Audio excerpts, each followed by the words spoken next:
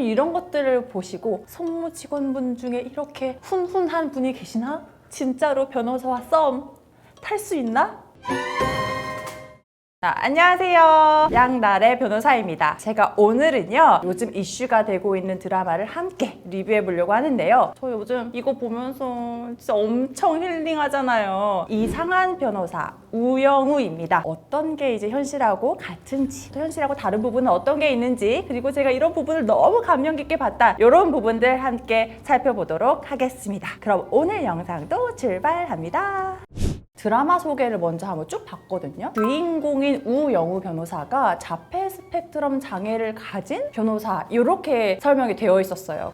이거 조금 민감한 소재가 될 수 있는데 이런 장애라는 소재를 어떻게 변호사 업무하고 연관지어서 드라마를 만들어낼 수 있을까? 혹시 뭐 장애를 조금 가볍게 다뤄가지고 불편한 마음이 들지는 않을까? 기대 반 걱정 반 이렇게 있었거든요. 저는 이 드라마를 여러분이 꼭 보셨으면 좋겠다 생각했던 포인트가 인권 감수성을 잘 살린 드라마라고 생각합니다. 제가 이제 경치가 좋은 곳에 놀러 갔습니다. 이게 산 중턱에 엄청 예쁜 카페가 있는 거예요. 그래서 거기를 돌계단을 밟고 한참 올라가가지고 가야 그 카페에 들어갈 수가 있거든요. 제가 그 카페에 딱 갔는데 어떤 생각이 들었느냐?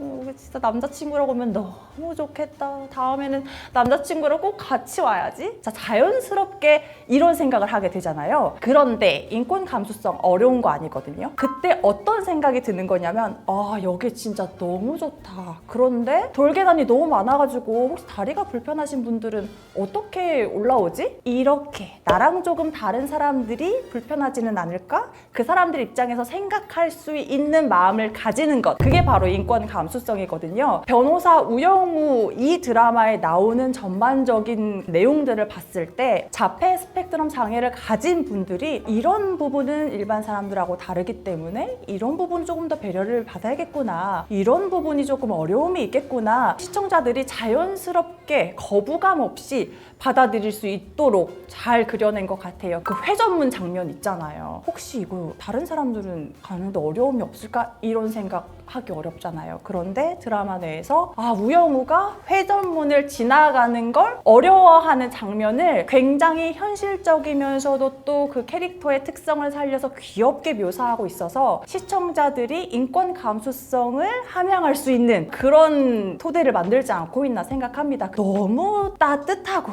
재미있고 흥미진진한 드라마인 것 같습니다. 우영우가 한바다 로펌에 취업을 했습니다. 파트너 변호사인 명석 변호사님 밑으로 들어갔는데 이 변호사님이 처음에 이력서를 보고 자폐 스펙트럼, 왜 발음이 이렇게 어렵습니까? 이거 진짜 자폐 스펙트럼 장애가 있다는 걸 알고 나서 그 이력서를 들고 가서 대표님에게 따집니다. 공부만 잘한다고 변호사가 아닙니다. 의뢰인하고 소통도 하고 해야 되는데 이런 사람을 어떻게 내가 함께 일을 합니까? 변호사 시험 1500점, 로스쿨 졸업 1등, 이런 인재를 우리가 놓쳐서야 되겠느냐, 이렇게 얘기를 했고, 의뢰인과 소통을 하고 재판에 나가서 업무를 잘 수행할 수 있는지 테스트를 해보고 별로다 싶으면 같이 일하지 않겠다, 이렇게 얘기를 했습니다. 변호사 시험 1500점 얼마나 대단한 건가 싶으시잖아요. 1500점 굉장히 대단한 겁니다. 변호사 시험은요, 뭐 만점이 몇 점이다 이런 게 정해져 있는 시험은 아닙니다. 왜냐면 표준 편차로 해서 중간값이 얼마, 양 끝단이 얼마, 이렇게 성적 분포가 되어 있고 그걸로 점수를 환산하는 거여서요, 몇 점 만점이다 기준은 없지만 동기들이나 지인, 동료 변호사님들이랑 얘기를 할 때 변호사 시험 1000점 넘었어? 이렇게 물어보거든요. 그 1000점을 넘었으면 굉장히 성적이 우수한 것입니다. 그런데 1000점도 아니고 1500점이다. 이 점수면 아마 전국 1등에 버금가는 점수일 것입니다. 엄청 똑똑한 인재라는 거죠. 변호사님 혹시 변호사님은 몇 점? 저는 이렇게 왔다 가리. 우영우가 우여곡절 끝에 첫 번째 사건을 맡게 되었습니다. 그리고 고객 사건이라고 하면서 파트너 변호사님이 사건을 설명해 줬는데요. 이거는 누가 봐도 검사가 집행유예 주려고 하고 있는 거니까 무리하지 말고 집행유예 받도록 그냥 최선을 다해봐라. 집행유예만 받으면 인정해 주겠다. 그런데 우리 우영우가 사건을 막 분석해 보더니 이거는 집행유예가 아니고 무죄를 다퉈야 할 사건입니다. 이 부분을 보시면 진짜 검사가 이거는 집행유예를 주려고 주려고 변호사에게 사인을 주고 있는 건가? 정말 검사가 마음속에 어떤 형을 정해놓고 사건을 진행하는 것 같은 느낌을 받을 수가 있나? 요거 궁금하실 것 같거든요. 사실 명시적으로 검사님이 피고인을 변호하는 변호사한테 전화를 해서 저는 이 사건을 집행유예로 끝내려고 하니까 뭐 이렇게 해보세요, 얘기할 수가 있을까요? 당연히 없죠. 그런데 미묘한 사인이 있기는 있습니다.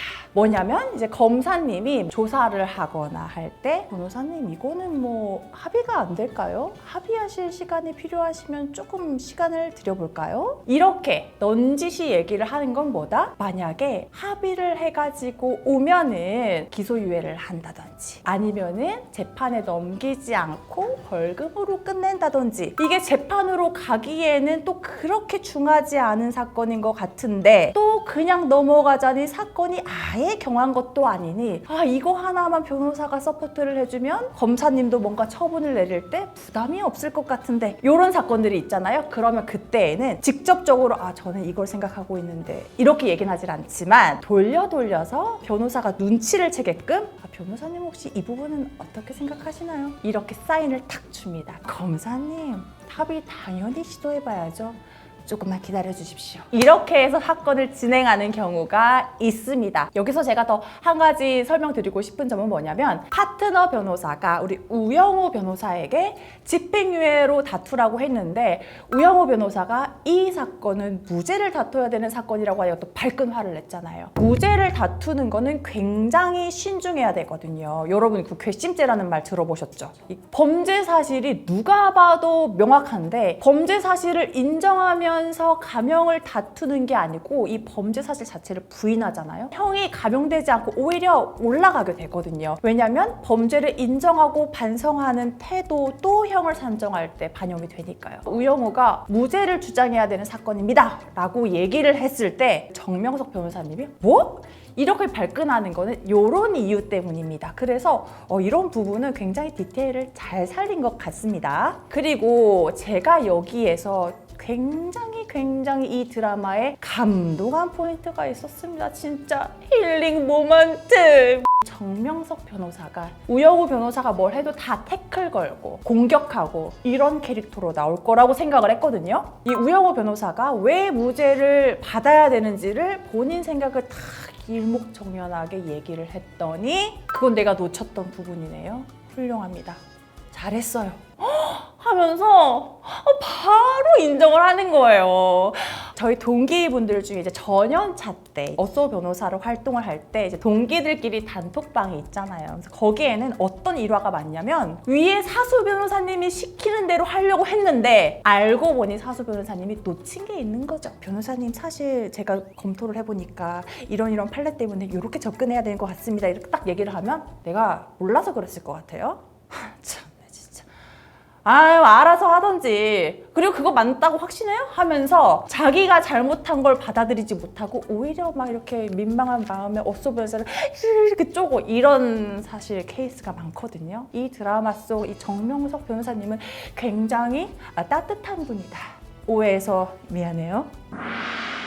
제가 이렇게 또 한 가지 말씀드릴 게 있는데 여러분 그거 아시죠? 제가 말씀드릴 게 많다는 거는 드라마를 정말 잘 만든 거다. 이런 포인트. 그때 우영우 변호사가 왜 무죄를 다퉈야 되는지를 이제 얘기를 하기 위해서 변호인 의견서입니다 하고 딱 의견서를 이렇게 작성해서 주거든요. 그래서 저는 그걸 보고 깜짝 놀랐습니다. 검토하라고 해서 의뢰인 상담을 하고 바로 변호인 의견서 한 5장짜리가 오더라고요. 변호인 의견서 작성하려면요 하루는 사실 꼬박 걸리거든요. 증거 검토하고 서면 작성하고 이런 시간이 걸려가지고 진짜 우영우는 머리가 좋습니다.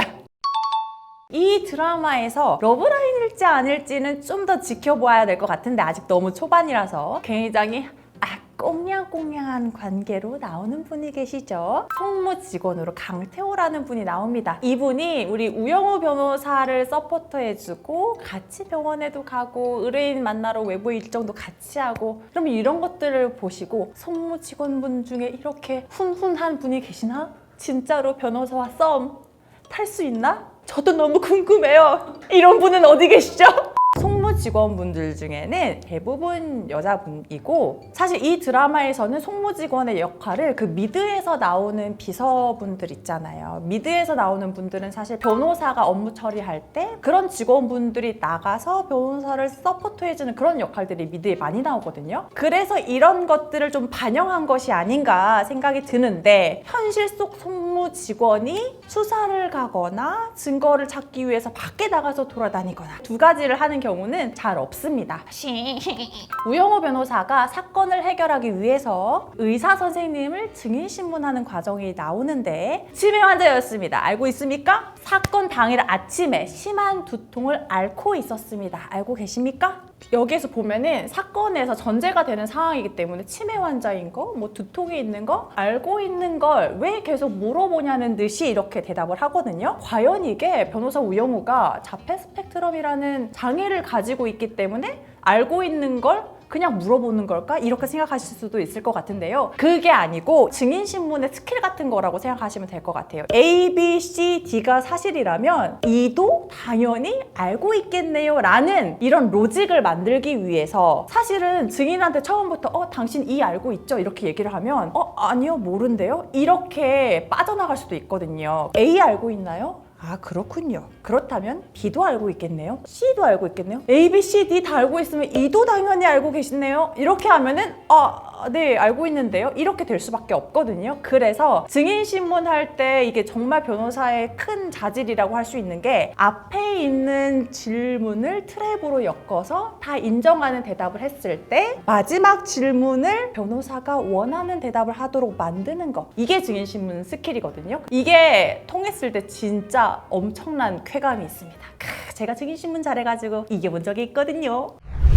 자, 제가 오늘 이상한 변호사 우영우 함께 리뷰해 보았는데요. 재밌게 보셨나요? 정말 너무 마음이 따뜻해지고 현실 반영도 많이 잘 되어 있는, 참 잘 만든 드라마라는 생각이 듭니다.